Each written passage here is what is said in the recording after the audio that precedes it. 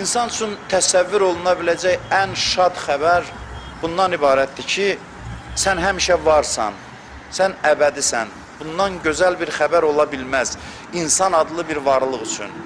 Öyle bir şad xəbərdir ki, bütün qəmləri əritməlidir. Buna inanarıqsa əgər. Və ikinci şad xəbər budur ki, bu dünya həyatı ki, sən onun içindəsən, bütün problemləri ilə, sıxıntıları ilə və məhdudiyyətləri ilə qısadır. Bu da ikinci şad xəbərdəsin.